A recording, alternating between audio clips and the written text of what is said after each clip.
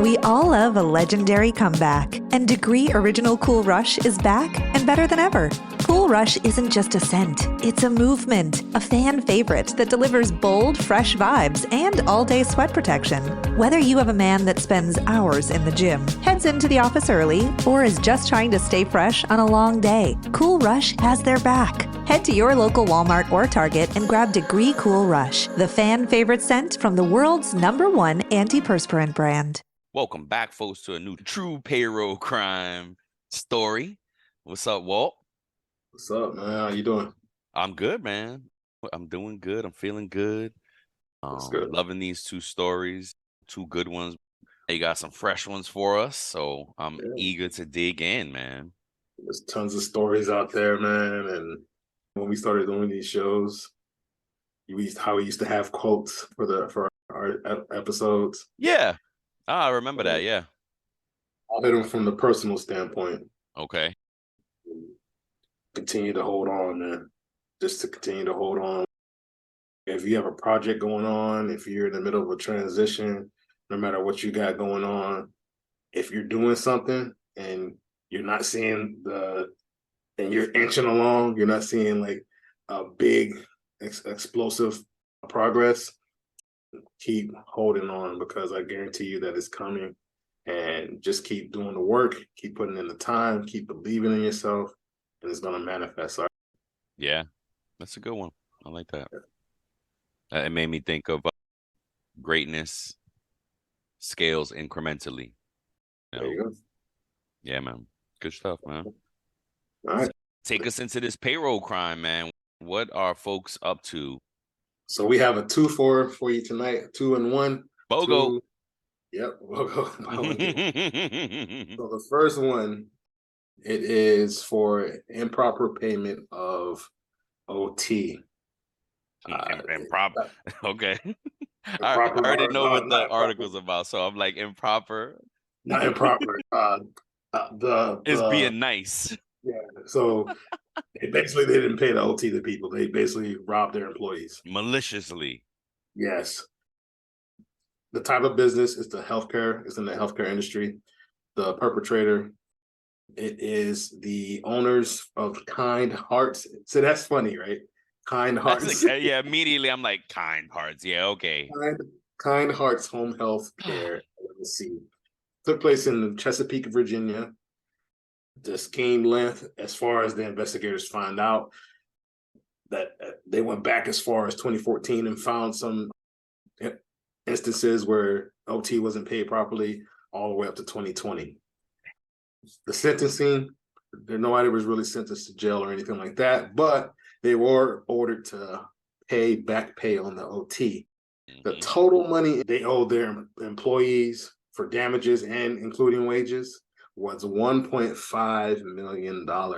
Oof. That payment included $759,698 in back wages and an equal amount in liquidated damages. So think about that. They had to pay that $700K to their employees and that same exact amount in damages. Wow. So it's like almost they had to pay double. Who gets the damages, I wonder, though? Who knows? The people, hopefully the employees. Maybe some of the employees, I'm sure the lawyer's office or whoever took the case gets some of that money as well. Well, yeah, of course, there's going to be, yeah. Oh, well, the 7, yeah. The 7.5, though, and 7.5 is the 1/5 is the 1.5 million. So it did go to the employees. Yeah, I'm sure there are legal fees in there too, but dang. Wow.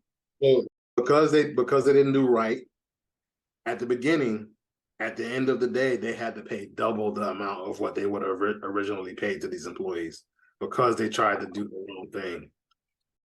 You know what they did wrong? They intentionally underpaid employees OT to save their company money. It's oh my! I just did the math. It's 7,000. Each employee got like $8,000, basically. 194 employees got paid out. Yep. That's crazy. I'm sorry. So, what did you just say? What they did wrong in this situation? Uh-huh. Point blank, they did the employees dirty. They did Yes. by the employees. They intentionally underpaid employees OT to save themselves money. Yes. Yes. And I'm sorry. Thank you for saying that, because the thought I had was that's very more common than we like to believe with managers. You laugh, it's right. Managers are, I'm not allowed. We're not allowed to have OT. So I'm trying to stay in my budget, Brian. yes. So for managers out there, payroll people out there, everybody out there, and we've said it before, that is not, you have to coach. You cannot not pay overtime, right? And this is one of the reasons why you have to pay the overtime. If somebody is working overtime outside of the rules, it's a coaching situation. It's not you're not gonna get paid. That you can't do that. Exactly. It's a coaching opportunity. Exactly. Oh my God.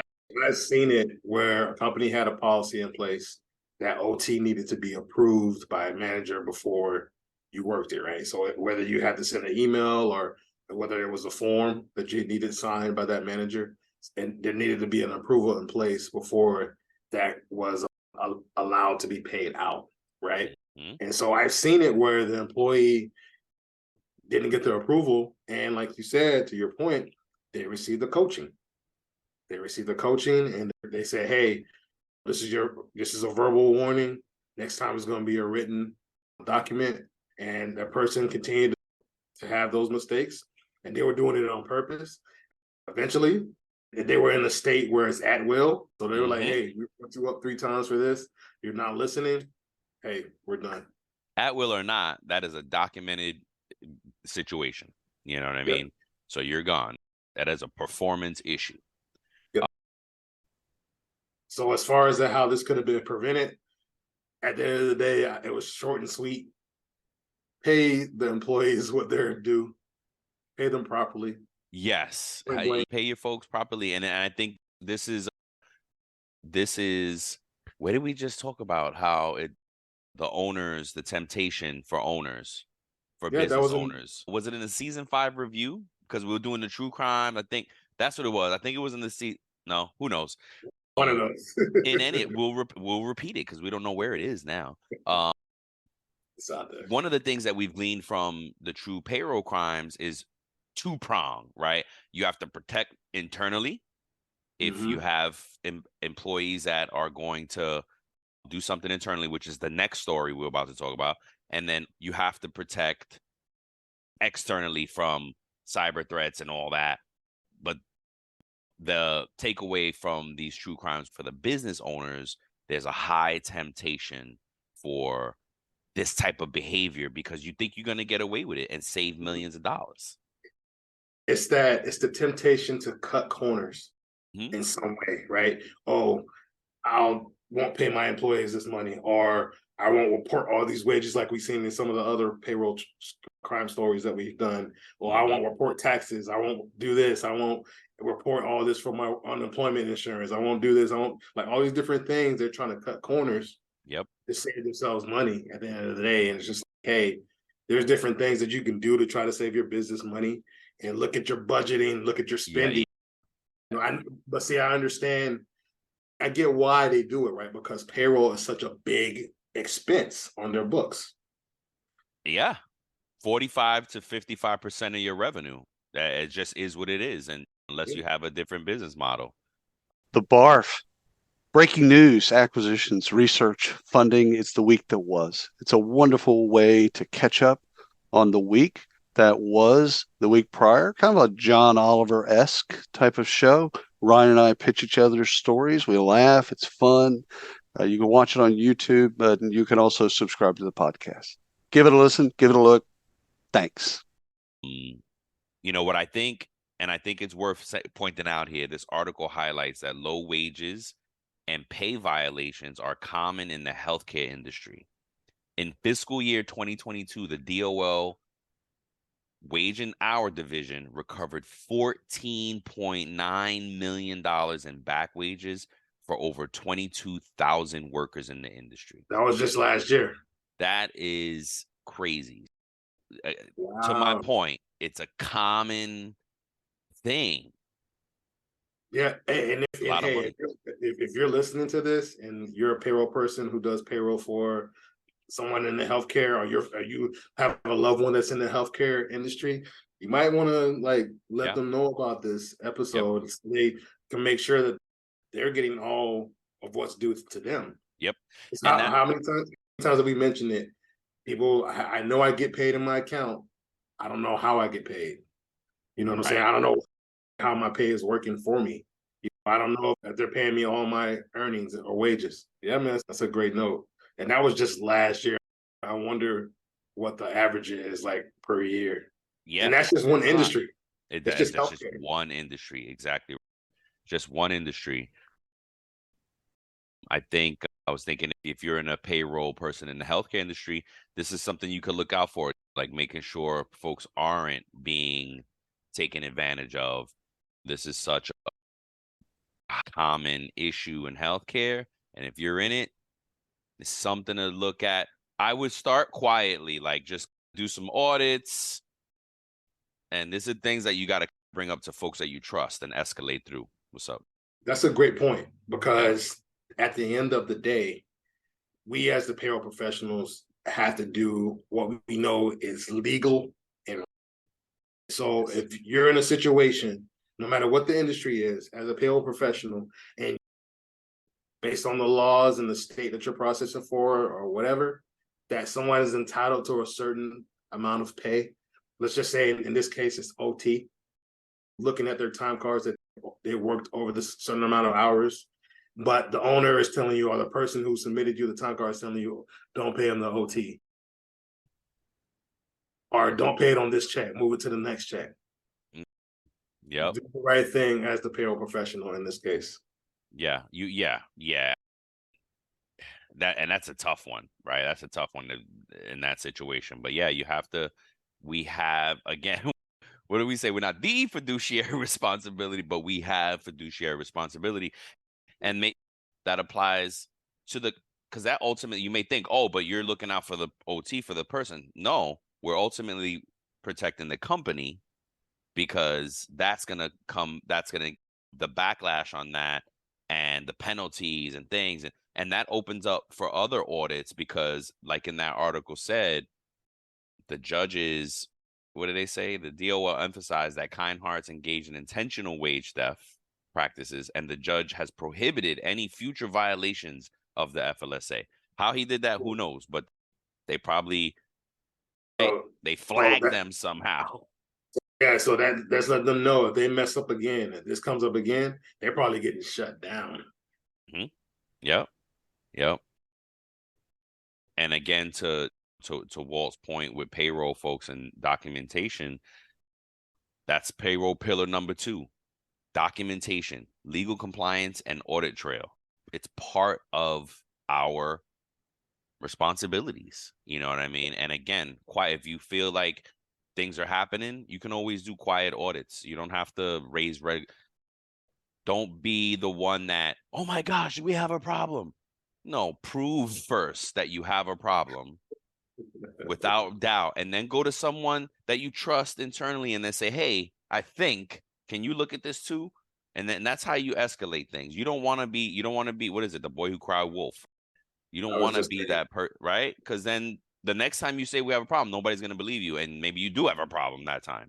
So be careful about these things and be intentional about how you go about the audits, looking out for things. There was something that I think it was Ian, in our episode with Ian, he said, yes, you have to know the right time to speak up, the right person to speak up to. And there was one more part of it that he said, but you basically has to be the right time, the right person, right situation. You have to know when to do it. Yeah, for sure. And then for that case, overall, the article serves as a warning to employers in the healthcare industry to comply with wage and hour laws. Emphasizes the consequences of repeated violations. It's going to cost you money. And that's what it was. The solve. One of the I feel like, because you said, what's the solve for this?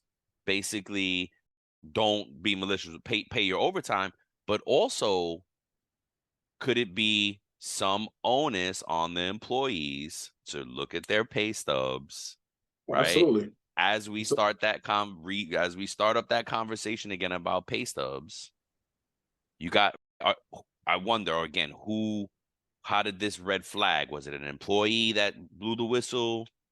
It could have been, but I've seen situations where, not to drag this out so we can go on to the next one, but I've seen situations where one employee in the group was the one who was inquisitive about their stub. And they were just like, I asked my supervisor, I asked my manager about it, and I'm just not sure. I believe her because this employee thought her manager was a great person.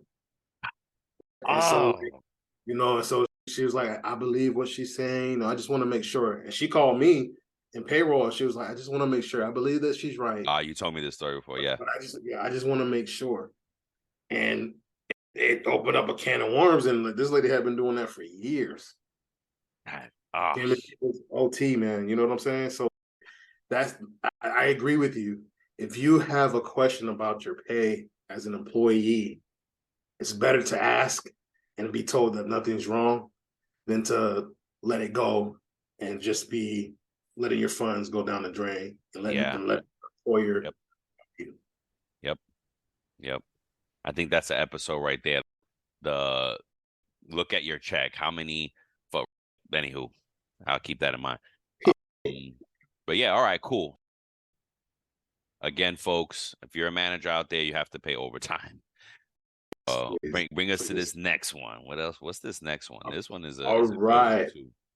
So yes, this next one is a fraud payroll crime. Internal. Yes, internal fraud, and it was a small business. The perpetrator last name was Smith. I'm not gonna say her full name, just to whatever, but last name Smith. It took place in District Heights, Maryland, 2018 to 2020. Sentencing was scheduled for Friday, June 16th of this year. Oh, wow. 2023. So it still hasn't updated on the DOL site or the justice.gov site. So we're waiting to see how much time this person got. And the total money impact, while it wasn't a lot in the grand scheme of things, it still was $62,000 that this person stole from her employer. It's a lot. So, that's a good amount of money. What is how long was it? 62,000 over how much time? 2018 to 2020. This episode is brought to you by CBS. DMV is a brand new workplace comedy turning misery into magic and chaos into comedy. Starring Harriet Dyer and Tim Meadows, DMV is here to serve you laughs. Watch Mondays at 8:30, 7:30 Central on CBS and streaming on Paramount+. 2 years. 2 years. Two, 3. Yeah, that's not bad. 30 G's a year. 20, extra 30 G's. On top of what you're already getting. Right. She thought she was going to get away with it. Okay. How'd she take it? So she used her access to the company's payroll management system to falsify her own payroll information for at least 84 pay periods. So they're saying at least between July 2018 and May 2020. To perpetuate the scheme, Smith would compile the weekly payroll information for each of the company's employees and submit it for approval to the company's CFO. However, after obtaining the necessary approvals, Smith would go back and alter her own approved regular hours, overtime, or leave in the company's payroll management system in order to fraudulently increase her pay for the applicable pay period. Wow. Bro, so that's 3.5 years because we know, right? Pay periods. Well, okay, it doesn't say if it's weekly or not. So if it's like weekly, maybe it's like 2 years, a little less than 2 years. But if it's bi-weekly or semi-monthly, that's 3.5 years. Wow. So she was changing it after she got approved from her CFO. So that means if I brought the payroll to you, hey Brian, here's it goes. You audited, everything Sign looks good. off. Well, Looks great. and then I'm like, okay. Now I'm gonna change it after the fact. Yeah. Yep. So I'm gonna add 8 hours to myself, to my OT. Yep. Check. Little by little. You know what I'm saying? And she may have done it incrementally over. So if we divided, what's that? That's what I'm gonna do right now. 62,000 divided by 84 pay periods. Yep. $740. That's a lot of money. That's still a lot. Yes. Yep. Yes. Because you figure you ain't making much anyway. She's doing it within reason. You're not making millions anyway. Yep. That's $1,400 more a month. You know what I mean? That's a lot. Yep. So to me, that's crazy. So like, I know at the bottom here in the notes, it said that she agreed to pay $35,000 in restitution as a part of her guilty plea. And it was conducted by the Metropolitan Police Department's Financial and Cyber Crimes Unit. Oh, wow. So that's interesting, right? So this person, I don't know if she was I think she was an accountant there, a staff accountant or something. Yeah, she was an account specialist in the account specialist department. Yep. Who processed payroll. So like, I know there's situations where your background may not necessarily be fully payroll, but you might process payroll. Yeah, because you said a small company. Yeah. Small company, usually either an HR person or a finance person is going to wear the payroll hat. Yep. So let's talk about, that's what she did wrong. Let's talk about how this could have been prevented. Well, it's an easy solve, and it just proved it. I feel good because I know, like sometimes I do audits and I do things that I know it makes people feel uncomfortable, right? And it's, oh, well, why are you doing that? You don't trust? And I'm like, not really. This is not a position that I trust but verified. It's not a position that I have the luxury of trusting you. Oh, I'm gonna trust. No, I'm watching millions of dollars of money here. You know what I mean? So I need to see the report, and what it really prompts is, if you're a payroll, and we talked about it in the past case, if you're a leader that's signing off on payroll, you really want to empower yourself to pull those final numbers yourself. Just because of things like this. Or like you said, you worked with a leader that asked 2 different people the reports. Like, hey, I'm gonna sign it off on here, but I'm gonna ask this one to go pull it from me after the fact, and I'm gonna double check it the next day. You know, if you're a savvy leader that can get the finals, that's what you want to do. In most systems, and this was why I'm a stickler for. I remember when I had gotten to a junior, and he or she was. They were trying to do final sign-offs on the preview. And it's like, and the way I caught it was, I was like, hey, are you saving down the finals? And they showed me where they were saving it down. And I was like, no, this is the preview. This is before payroll is processed. I said, after you push that button, there is another set of reports that's created that are your finals. That's the report that I want. Not this. But it's the same thing. No, it's not. No, it's not, because ADP or whoever can apply something after you press that button that you don't see. Exactly. Right? So like, when you can initially preview that register, somebody can make a change while it's in preview, or while you take it out of preview to make changes. Somebody could have made something, somebody's status could have changed. Anything could have changed. And then when you recalculate, the totals are totally different. So that it just reconfirms that for me. Like, you have to, as a leader, if you're signing off on payroll, you have to make sure that those finals consistently match. You're signing off on this number, and then you got to figure out a way to double check that number. If you're basing it on like your person coming and handing you a report, hey, here's payroll, You know what I mean? Or here's an email of a report that I created. You just have to be mindful of this stuff because Yeah. this is where people get slick. And right, to your point, it's not a huge amount of money in comparison to the millions in the other cases we find, but this is a But still, significant amount of money, right? It's but not still, but still. $5. Yeah, it's not $50. It's 60 grand. That's a lot of money. That's somebody's annual salary. Yeah, it's a whole And, nother and, annual and, salary. and it might be, depending on what level they're at, there might be two people's salary. That you exactly right. Exactly right. Yeah. Yeah, so that's basically the solve is audits. Good old audits, data validation, having a good process in place. And look, if you as a payroll person, if you're like, dang, how do I get good audits? Hire an auditor. Get an outside auditor, come in and consult and tell you where you should have your points at. Hire an auditor. If you have a mentor, reach out Yep. to your mentor. Yep. If you have some networking connections with Yep. other payroll professionals in the industry, reach out to them. Listen to the Ask. show. How about that? Listen to the show. Listen to the show. Yeah. Yeah, Listen we'll to the teach show. you. We'll teach So there's you. one more thing I wanted to point out in here Yeah, for because sure. it was a small business that this occurred to. It's like the smaller business that like that mom and pop shop. Mhm. They do things a little bit differently than the bigger Yeah. corporate conglomerates. They do things a little bit different. So some of their processes are more like, hey, here's a piece of paper with my hours on it. Here's a sticky. Go ahead and process this.